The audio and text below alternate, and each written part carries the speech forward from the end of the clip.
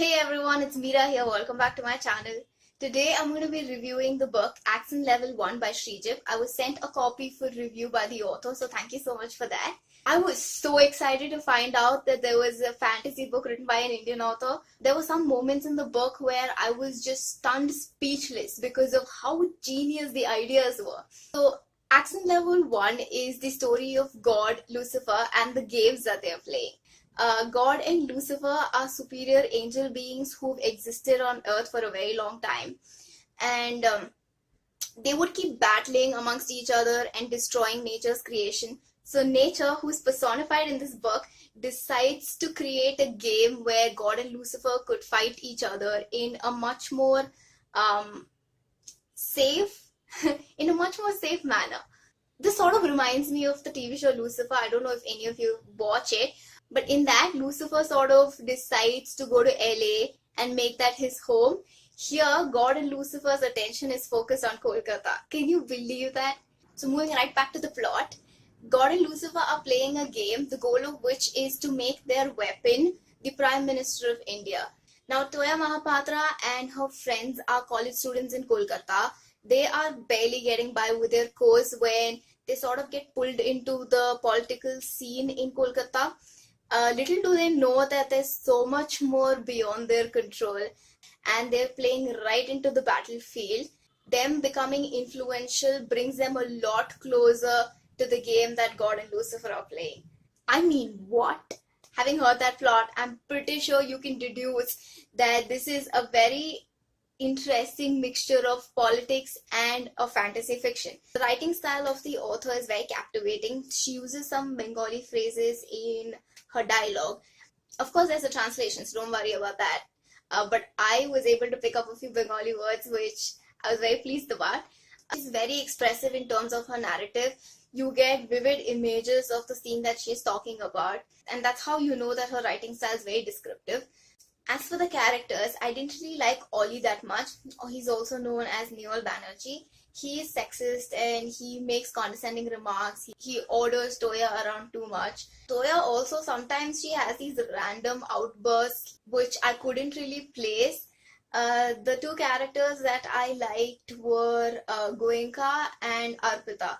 Arpita is a very strong character. She's fearless. She puts forth her opinion without any hesitation. She cares about students in Kolkata, so she does social work.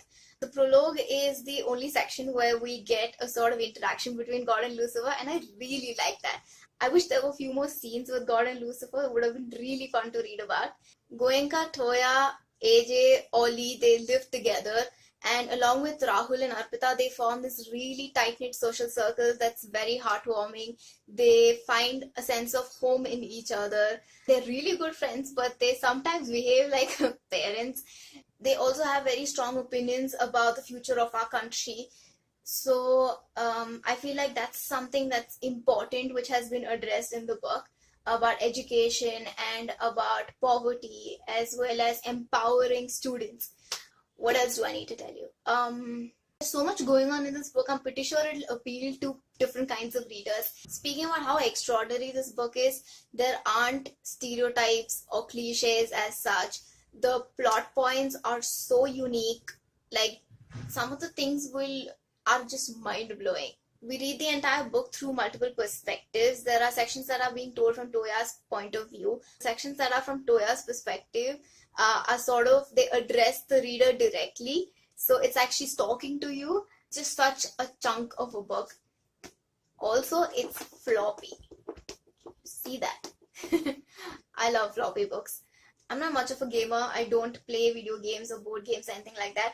But I really liked the portions in this book where they spoke about the maps, the rules, and the weapons, etc. about the game. The world building is just magnificent. There's so many layers to it. Something that could have been worked on a bit more is that there were certain sections that could have been more convincing, but on the whole, it's such a fantastic read. I would recommend it to all of you. Whether you enjoy politics or not, you will definitely enjoy reading this book if your reading tastes are anything like mine. I gave this book a 4 out of 5 stars. I found myself laughing along quite a bit. The sense of humor is definitely there. You will spot it as you read it. It also becomes a thriller at some point because the foundation has been laid and you don't know what's going to happen in the future. I took around 3 days to finish this book, but if left to me, I would have finished it in a day. That's the kind of book it is. After I flipped the last page, I was like, no. Like, no, you cannot leave me with that. I need the second book. Where is the second book? Please tell me there's a second book. I had such a good time reading this book. I really hope that those of you who enjoy fantasy will pick up this book. Thank you so much for watching. I'll see you in another video. Bye.